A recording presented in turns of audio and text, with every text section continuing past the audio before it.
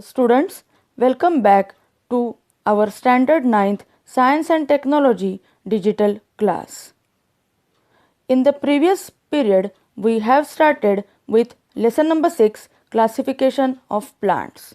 I hope you all must have understood the lesson and you have watched the video till the end. You must have also solved the worksheet which was given with the video. Now we will continue with the next part of the lesson. In the previous period, we have completed the classification of cryptogams into Thallophyta, Bryophyta and Pteridophyta. We have also discussed the characteristics and examples of all these three divisions. So cryptogams are the plants which are non-flowering plants. Now we are going to see the second subkingdom, that is phanerogams. So phanerogams are the plants which are having the special structures for reproduction and produce seeds. You all know that flower is a reproductive organ of the plant. From flower, fruit develops and which contain seeds. Depending upon the criteria whether the seeds are present in the fruit or seeds are naked, the phanerogams are divided into two divisions.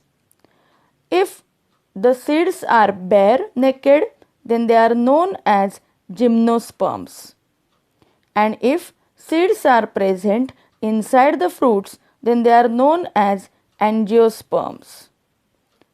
Now we are going to see one by one gymnosperms and angiosperms. Just see the characteristics of phanerogams. Phanerogams are seed-bearing plants with evident reproductive organs called flowers. On the basis of naked or protected ovules and absence or presence of fruits, the subkingdom phanerogams is divided into gymnosperms and angiosperms. Have you ever seen such plant in the garden? Yes, it is a cycas plant. It comes in division gymnosperms. Plants like Christmas tree, pinus, all are from same division. If you observe this plant carefully, these plants are without any branches. The leaves grow on the plant like a crown. On the right hand side, just see the picture. The seeds are developed on the cycas plant which are naked, that is without fruit. Here gymnos means naked and sperma means seeds. The seeds are formed naked without fruits. These are the characteristics of gymnosperms. These are mostly evergreen, perennial and woody plants. Their stems are without branches. The leaves form a crown.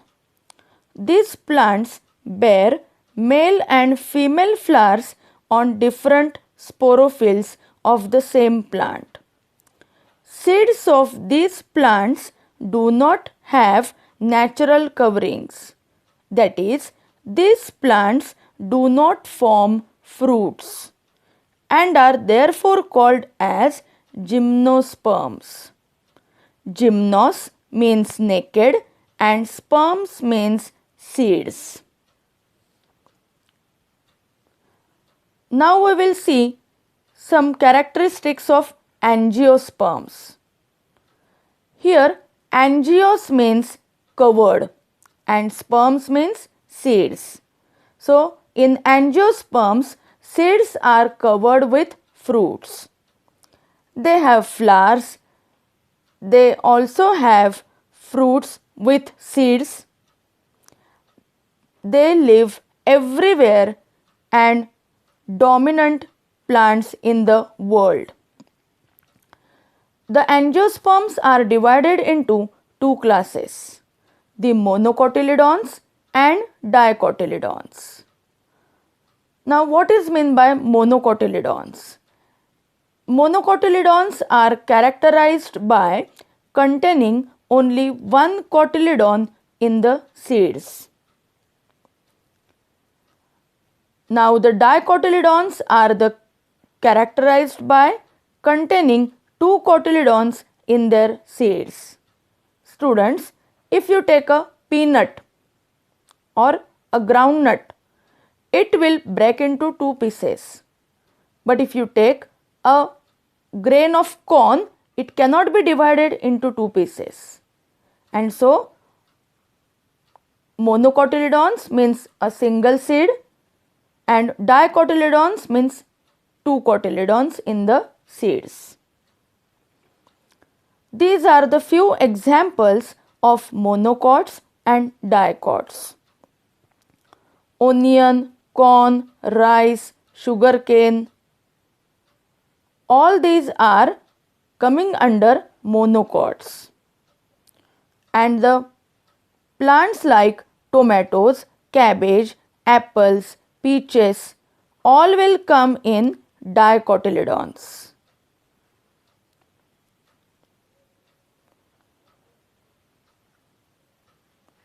Just refer the page number 79. You will see the difference given between the dicots and monocots. Just mark the difference. In dicotyledonous plants, seeds are with two cotyledons. In monocotyledons, they are with single cotyledon. In dicot plants, roots are well developed. That is, they grow deep into the soil. They have tap root system. In monocots, they have fibrous roots. In dicotyledonous plants, stem is very strong, hard, woody. For example, banyan tree. And in monocotyledonous plants, stem may be hollow. For example, bamboo plant. It may be false. For example, banana plant. Or disc-like. For example, onion. Leaves of dicotyledonous plants show reticulate venation. That is, the veins which are present on the leaves form a network. In monocotyledonous plants, leaves show parallel venation. In dicotyledonous plants, flowers are having either 4 or 5 petals or in the multiples of 4 or 5, which is known as tetramerous or pentamerous. In monocotyledonous plant, flowers are with 3 petals or in the multiple of 3, that is known as trimerous. So just mark the difference between dicots and monocots. It is very important. So students, we have completed here our lesson classification of plants. So we have seen that plants are broadly classified into cryptogams and phanerogams. Cryptogams are divided into Thallophyta, Bryophyta and Pteridophyta. And phanerogams are further divided as gymnosperms and angiosperms. Angiosperms are further divided as dicotyledons and monocotyledons. Students, I hope you must all have understood the lesson very well. Just read the lesson, mark the important points and write all these points in the notebook. Thank you.